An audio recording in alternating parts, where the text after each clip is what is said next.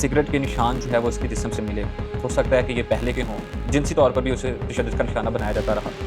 फिर ये कहा जा रहा है कि उसके सर में कैंचियाँ मारी गईं और उसके भाई के अकॉर्डिंग जो है वो लोहे की चीज़ों से मारा गया।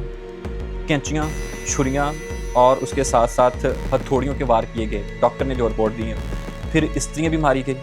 फिर उन्होंने कहा कि आँखों में सूए मारे गए। आँखों का नूर जो है वो उसका ज़ाया हो चुका था और उसे दिखना बंद हो चुका था। अस्सलाम वालेकुम, welcome back to the channel. आज काफ़ी अरसे बाद आपके साथ यूँ इस तरह मुलाकात हो रही है और मुलाकात करने का मकसद ये है कि जो आँखें देखती हैं, जो दिल महसूस करता है और जो लब कहना चाहते हैं, वो मैं आपके साथ कहूँ। पिछले तकरीबन कोई 10 से 15 रोज़ से कुछ कैफ़ियत ऐसी है कि जब भी तन्हाई में बैठता हूँ, तो चीज़ें जो है ना वो उभरती हैं और दिल करता है कि चीज़ों को क्यों नहीं हम शेयर करते। शायद कि हमारी की हुई बातों से किसी एक इंसान का भला हो जाए और कोई एक अफ़राद जो है वो समझ जाए, स्टैंड ले लें और हक़ के रास्ते के ऊपर कोशिश कर ले चलने की। आपने देखा होगा कि तकरीबन कोई 8 से 10 दिन पहले हुमैरा अरशद की डेथ बॉडी फ्लैट के अंदर से मिलती है। डीएचए के इत्तेहाद फ्लैट के अंदर से। उसके बारे में अभी तक जो पेशन गोइयाँ की जा रही हैं, उनमें से एक भी सच नहीं हुई और जो सच हुई हैं, उनका ताल्लुक जिस तरह से जिन अफ़राद के साथ जोड़ा जा रहा है, उसकी कोई हतमी रिपोर्ट नहीं है। और उनके वालिद साहब ने जिस तरह माशाल्लाह बहुत ही खूबसूरत दाढ़ी रखी हुई है और उसके ऊपर एक मास्क पहना हुआ है। जब उसके भाई उधर गए प्रेस कॉन्फ्रेंस के लिए अपनी बहन की लाश को लेने के लिए, तो उन्होंने कई मर्तबा यही दोहराया, इस लड़की की लाश, इस लड़की की लाश। डॉक्टर उमर आदिल हैं, मैं उनको सुन रहा था तो उन्होंने कहा कि लाशें तो मैदान जंग में होती हैं, अपनों की लाशें लाशें नहीं कहलाती। अच्छी बात थी।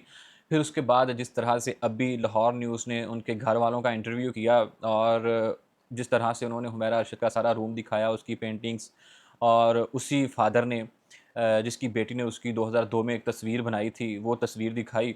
और क्या वो अभी हुमैरा के इस तरह से दुनिया से चले जाने से शर्मिंदा नहीं है? अगर वो शर्मिंदा है तो यकीनन उनका जो ज़मीर है वो उनको झंझोड़ता होगा और पूछता होगा कि ये आपने क्या किया? हुमैरा का क्या कसूर था? सिर्फ़ ये था कि वो सीएनए की पढ़ी थी, पंजाब यूनिवर्सिटी से पढ़ी थी और अपनी मर्ज़ी से ज़िंदगी जीना चाहती थी, तो आपने उन्हें जीने का हक़ भी दे दिया। फिर लाताल्लुकी का इज़हार भी कर लिया। जब कराची पुलिस ने उनके साथ राब्ता किया, तो बारहा दफ़ा उन्होंने कहा कि ये हमारी कुछ भी नहीं लगती। फिर जिस तरह से बयान को मोड़ा गया, आपने इसके ऊपर काफ़ी सारी वीडियोज़ और व्लॉग वग़ैरह देखे होंगे। मेरा मौज़ू और है, लेकिन मैं यहाँ पे डिस्कस ये कर रहा हूँ कि हमारी बेहिसी और हम जिस माशरे में रह रहे हैं, ना हुमैरा को कोई निभार, ना उनके कोई रिलेटिव, रिश्तेदार, कज़न, यहाँ तक कि उस शोबिस इंडस्ट्री, जिस लड़की ने उस शोबिस इंडस्ट्री के लिए अपना सब कुछ कुर्बान कर दिया, यहाँ तक कि अपने माँ-बाप के साथ भी लाताल्लुकी का इज़हार कर लिया। और अभी कुछ मज़हबी फ़िरके उसको मेरा जिस्म मेरी मर्ज़ी के तनाज़ुर से जोड़ रहे हैं और बहुत सारी तरह-तरह की बातें उसके ऊपर की जा रही हैं। लेकिन ये एक लंबी डिबेट होगी, जिसकी वजह से ये वीडियो भी लंबी होगी अगर इसके ऊपर हम प्रॉपर बात करें सेकुलरिज़्म सोसाइटी की और फिर एक रिलीजियस सोसाइटी की। दिल खून के आंसू रोता है और अभी जो एक्सपीरियंस बोलते हैं उसके अकॉर्डिंग तो काफ़ी सारी ऐसी बातें हैं जो हर करवट बैठती हैं। और ये भी कहा जाता है कि हुमैरा जो है वो पहले कल तक ये खबर थी कि हुमैरा के बैंक अकाउंट में सिर्फ़ 6,000 रुपए थे और अभी जो आज की रिपोर्ट आ रही है उसके अकॉर्डिंग जो है वो 3,98,000 रुपए हुमैरा के अकाउंट में थे, तो इसलिए वो ज़्यादा जो है वो माली मुश्किलात का शिकार नहीं थी। बाकी जिस तरह से हुआ बहुत बुरा हुआ और यहाँ पे एक फैक्टर जो है हमारी सोसाइटी का, वो ये है कि हम किस तरह एक इंसान को इतना डीपली तन्हाई का शिकार कर देते हैं कि उसकी लाश 10 माह तक पड़ी रहती है और पूछने वाला कोई नहीं है। उसका क्या ये किस तरह से पॉसिबल हो सकता है? अगर एक तरफ से ये चीज़ें प्री प्लान है, तो दूसरी तरफ से उनके रिलेटिव, उनके रिश्तेदार, उनके दोस्त, उनकी शोबिस इंडस्ट्री, वो सारी चीज़ें और उनके जो स्टाइलिश हैं दानिश मकसूद, उन्होंने जिस तरह से बात की और ये भी कहा कि बहुत सारे लोगों ने मुझे कहा था कि आप हुमैरा के साथ क्यों काम कर रहे हैं? तो कहता वो अच्छी लड़की थी, हो सकता है कि शोबिस इंडस्ट्री की तरफ से भी उनका बायकॉट किया गया हो। और फिर एक ये चीज़ कि हमारी जो बेहिसी है वो सामने आ रही है। दूसरा ये कि औरत को जिस तरह से हमने इज़्ज़त देनी चाही, औरत ने शायद एक्सेप्ट नहीं की और उसी एक्सेप्ट करने के बदले में फिर हमने अपना आप दिखाया कि हम तो फिर इसी तरह के इग्नोरेंस का शिकार लोग हैं, इसी तरह की जाहिलियत में मुब्तला हैं। अगर आप हमारी ये बात नहीं मानोगी तो आपके साथ भी ये अंजाम किया जाएगा। जब आपने उसको जन्म दिया था तो तब आपने ये चीज़ें सोची थी। ठीक है, आपकी इज़्ज़त है, आपको ये राइट है कि आप कुछ भी कर सकते हैं लीगली तौर पे भी और शरई तौर पे भी, ख़ास तौर पे अपनी इज़्ज़त नफ्स को बचाने के लिए, जो कि एक लिमिट तक है। तो आपने वो तमाम लिमिट्स क्रॉस की और फिर जो लिमिट्स क्रॉस की उसकी जो रिज़ल्ट है उसका, उसकी जो रिपोर्ट्स हैं वो सारी दुनिया ने अब देखी हैं।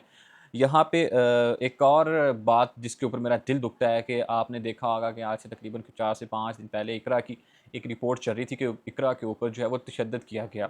इसके थोड़े से बैकएंड में मैं आपको बता दूँ कि इकरा अख्तर जो है वो एक खातून थी, घरेलू खातून थी और 18 साल उसकी एज थी और तकरीबन 7 माह पहले उसकी शादी होती है, उसी की फ़ैमिली में ज़ुहैब नामी लड़के के साथ। और उनके जो मामलात हैं वो कुछ देर चलते हैं और फिर वो कुछ मामलात की वजह से, कुछ लड़ाई झगड़ों की वजह से अपने माँ-बाप के घर, अपने पेरेंट्स के घर आ जाती हैं।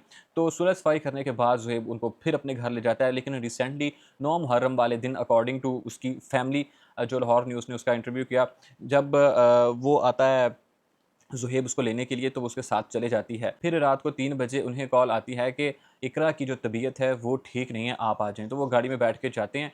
जैसे ही वो वहाँ पे पहुँचते हैं तो वो देखते ही हैं कि इकरा के जो ख़ामद और उसके ससुराल वाले हैं वो गाड़ियों में बैठे होते हैं और वहाँ से निकल जाते हैं। जब वो अंदर जाके देखते हैं अकॉर्डिंग टू जो इकरा है उसके भाई, वो ये कहते हैं कि मेरा बाप भी गिर जाता है, मेरी माँ भी गिर जाती है। कभी हम बाप को सहारा देते हैं और कभी हम माँ को सहारा देते हैं और जब हम इकरा की तरफ देखते हैं तो इकरा इस तरह इस कदर टॉर्चर कर दी गई थी कि अकॉर्डिंग टू उसके, पहले आप ये सुन ही लीजिए फिर आपको पता चल जाएगा। किसके साथ मारता रहा है? ਡਾਕਟਰਾਂ ਨੇ ਦੱਸਿਆ ਉਹਨਾਂ ਕਿਹਾ ਇਹਨਾਂ ਨੇ ਕੈਂਚੀਆਂ ਨਾਲ ਛੁਰੀਆਂ ਨਾਲ ਹਥੌੜਿਆਂ ਨਾਲ ਮਾਰੇ ਲੋਹੇ ਦੀਆਂ ਛੈਵਾਂ ਨਾਲ ਮਾਰਿਆ ਜਿਹੜੀਆਂ ਵਜ਼ਨੀ ਛੈਵਾਂ ਨੇ ਇਸਤਰੀਆਂ ਮਾਰੀਆਂ ਪਤਾ ਨਹੀਂ ਕਿਹੜੀ ਕਿਹੜੀ ਛੈ ਮਾਰੀ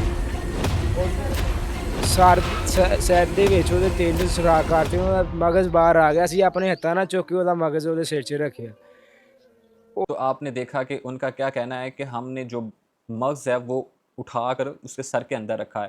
फिर वो वहाँ से निकल जाते हैं मानावाला में, चूँकि कुछ इस तरह का इतना डेवलप हॉस्पिटल नहीं है, वहाँ से वो ननकाना साहब जाते हैं। उधर से भी उन्हें कहा जाता है कि आप इसको जनरल हॉस्पिटल लाहौर में ले जाएँ। वहाँ पे जाके वो कोशिश करते हैं कि उसकी जान बच जाए, लेकिन अनफॉर्चुनेटली वो इस जहाँफ़ानी से कूच कर जाती है और उसकी डेथ हो जाती है। फिर आहिस्ता जब ये चीज़ें सामने आती हैं और लोगों को पता चलता है, उसकी क्योंकि उसका मेडिकल भी हो चुका था लाहौर से, तो जब उसके पेरेंट्स जो है वो इस चीज़ को हाईलाइट करते हैं तो बहुत सारी चीज़ें और बहुत सारे राज खुल के हमारे सामने आ जाते हैं। और कहा यह जाता है कि डॉक्टर की रिपोर्ट के मुताबिक जो उसके ऊपर टॉर्चर किया गया था अकॉर्डिंग टू इकरा के भाई, कि स्त्रियों के साथ उसके सर के ऊपर ज़ख्म दिए गए थे, कैंचियों के साथ, छुरियों के वार किए गए थे। और उसके साथ-साथ यहाँ पे मैं इसी के बारे में जब सर्च कर रहा था तो मैंने मज़ीद चीज़ें देखी। मोहम्मद इसहाक ज़करिया एक एडवोकेट है, उन्होंने अपने बयानात में ये कहा कि मुसलसल भूखा भी रखा गया। और यहाँ पे मैं ये तमाम चीज़ें बताते हुए आपके सामने वाज़ेह कर दूँ कि इकरा जो है वो 6 माह की हामला थी, 7 माह उसकी शादी को हो चुके थे। तो किस तरह का टॉर्चर किया गया, ना सिर्फ़ 1 जन बल्कि 2 जानों का कत्ल किया गया और ये कत्ल सारी इंसानियत का कत्ल है। और अभी ये सारे कत्ल में मुलव्वस हम तमाम वो लोग कातिल हैं जो इस ज़ुल्म के ऊपर चुप बैठे हैं। आगे बढ़ते हैं, उन्होंने ये बताया कि सिगरेट के निशान जो है वो उसके जिस्म से मिले। हो सकता है कि ये पहले के हों, जिनसी तौर पर भी उसे तशद्दुद का निशाना बनाया जाता रहा। फिर ये कहा जा रहा है कि उसके सर में कैंचियाँ मारी गईं और उसके भाई के अकॉर्डिंग जो है वो लोहे की चीज़ों से मारा गया। कैंचियाँ, छुरियाँ और उसके साथ-साथ हथौड़ियों के वार किए गए, डॉक्टर ने जो रिपोर्ट दी है। फिर स्त्रियाँ भी मारी गईं। फिर उन्होंने कहा कि आँखों में सूए मारे गए। आँखों का नूर जो है वो उसका ज़ाया हो चुका था और उसे दिखना बंद हो चुका था। किस तरह का ये ज़ुल्म और किस तरह के वो ज़ालिम लोग थे, जिन्होंने ये मारते हुए एक दफ़ा नहीं सोचा कि हमको जन्म देने वाली जो माँ है, वो एक लड़की है, वो एक औरत है। और उसके भाई ने ये भी बताया कि जब वो 6 माह की हामला थी तो उसके यहाँ बेटी की पैदाइश होनी थी, जबकि उसके चचा यानी उसके जो खामद है ज़ुहैब, उसके चचा और चच्ची और फिर उसके माँ-बाप पेरेंट्स ने ये कहा कि हमें तो बेटा चाहिए। वो सब मिलके ये कहने लगे जिसको औरत ने जन्म दिया और वही औरत से कह रहे हैं कि हमको बेटी नहीं चाहिए। उसके ऊपर उन्हें फिर और ज़्यादा टॉर्चर का निशाना बनाया जाता रहा। दिल खून के आँसू होता है और बड़े अफ़सोस की ये बात है। फिर उसकी डेथ हो जाती है और डेथ मिलने के बाद उसके घर वाले, उसके माँ-बाप, उसके बहन-भाई अब किस कर्म में मुब्तला है, ये मैं और आप तसव्वुर नहीं कर सकते। ख़ास तौर पे माँ-बाप की जो सिचुएशन होती है। और अभी उसकी एक छोटी बहन है, वो रिक्वेस्ट कर रही है मरीम नवाज़ साहिबा से कि हमें इंसाफ़ दिलवाया जाए। और जो इलाका मकी हैं, उन्होंने भी ये कहा है कि मुलज़िम को जो है वो कानून के मुताबिक, ख़ास तौर पे शरई कानून के मुताबिक ढूँढ के ला के जो वहाँ पे फव्वारा चौक है उधर फांसी दी जाए, फिर हमारे कलेजों को ठंड पड़ेगी। इस सोसाइटी में बहुत सारी ऐसी चीज़ें हैं जिसको कहना अभी कबल इस वक्त होगा। इंशाल्लाह आने वाली नेक्स्ट वीडियो में भी हम इसके ऊपर बात करते रहेंगे। वीडियो यूँ इस तरह से ज़्यादा लंबी हो जाती है, लेकिन इस तरह पिछले दिनों मैं जब एक्स पे देख रहा था तो जैस्मीन मंजूर जो हमारी सीनियर एंकर पर्सन है उसके ऊपर तशद्दुद किया गया, टॉर्चर किया गया और उसने एक्स में कहा कि मैं अपना जो मामला है वो अल्लाह के सुपुर्द करती हूँ, उसको आँखों के ऊपर ज़ख्म आए। ये वो चीज़ें हैं जो रिपोर्ट होती हैं और हमारे सामने आती हैं, लेकिन ऐसी चीज़ें जो डेली घरों में होती हैं, डेली होती हैं, लेकिन वो ना रिपोर्ट की जाती हैं और ना वो मंज़र आम पर आती हैं। और कितने लोग, कितनी औरतें यूँ इस तशद्दुद की भीड़ चढ़ के जो है वो इस जहाँफ़ानी से कूच कर जाती हैं और अपने घर को बसाने के लिए वो साबित कदम रहती हैं। साबित कदमी रखने के पीछे माँ-बाप जब लड़की को ब्याह के भेजते हैं तो वो कहते हैं अब तुम्हारा जनाज़ा उसी घर से आए, और ये जहलियत है और इग्नोरेंस है। जब आपको लगे और ये भी समझाएँ कि बेटा हम जो है आपकी शादी किसी इंसान के साथ कर रहे हैं, हैवान के साथ नहीं।